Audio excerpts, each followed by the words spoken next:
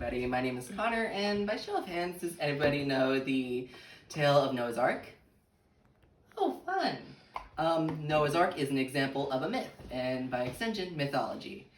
Mythology, according to Joshua J. Marks' article of Mythology, it is the study and interpretation of often sacred tales or fables of a culture known as myths, or the collection of such stories which we deal with various aspects of the human condition.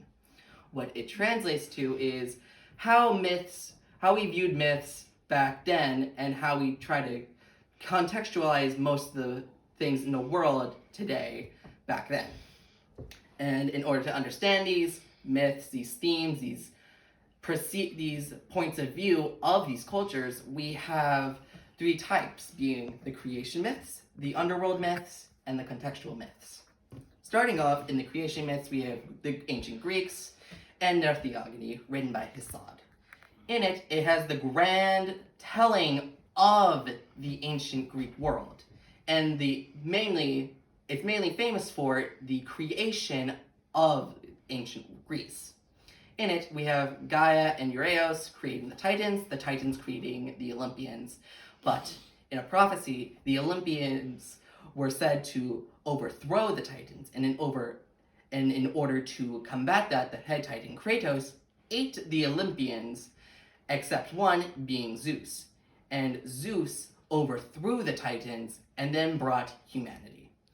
In this story, it had the theme of birth, with the themes of Gaia giving birth to the Titans, and the Titans giving birth to the Olympians, with lastly, the Olympians creating the humans.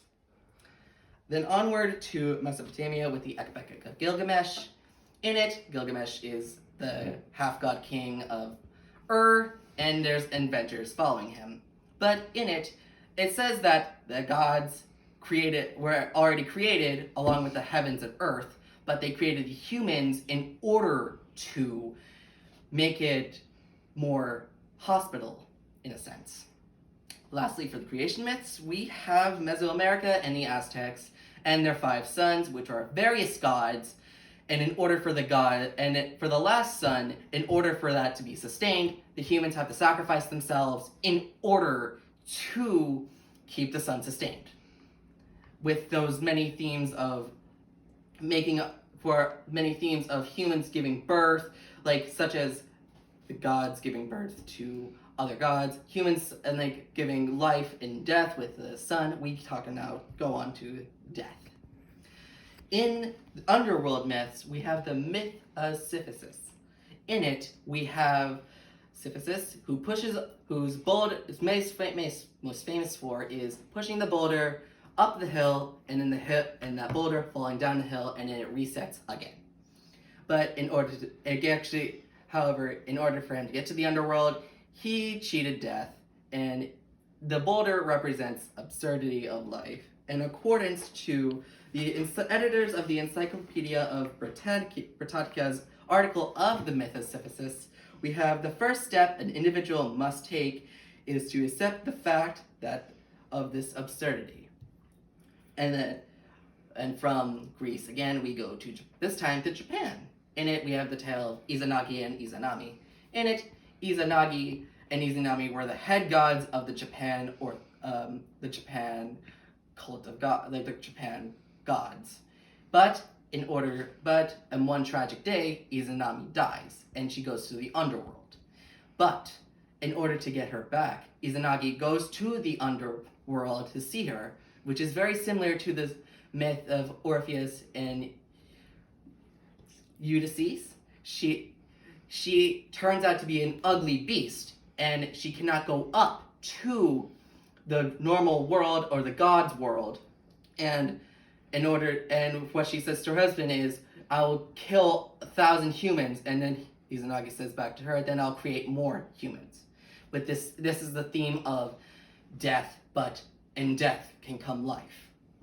And this also gives an interesting tale of how we can perceive death, and this is how we start to perceive things into the world, into the contextual myths. And most famous being the Egyptians and the journey of Ra, the sun god, in which Ra journeys from the sky to the underworld. He goes from the normal time of the sun and then downward goes to the underworld, in which there's a glorious amount of snakes, like lots of them. And then when he continues to go through this underworld of sorts, he goes back up to the normal world as he continues his journey to being the sun. The last myth being the Mesopotamian myth of the flood, which actually relates back to Noah's Ark in a way, in which this is a myth in which the Tigris and Euphrates, this is how it explains the Tigris and Euphrates flooding. In fact, it actually is based on one flooding, according to Joshua J. Mark, again, in his article, The Atrasis Epic.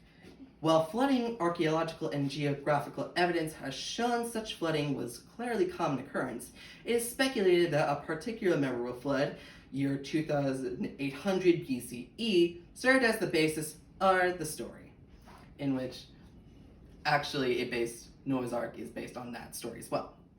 And to conclude this, we went through the different types of myths, being the creation myths, the contextual myths, and the underworld myths, in no particular order.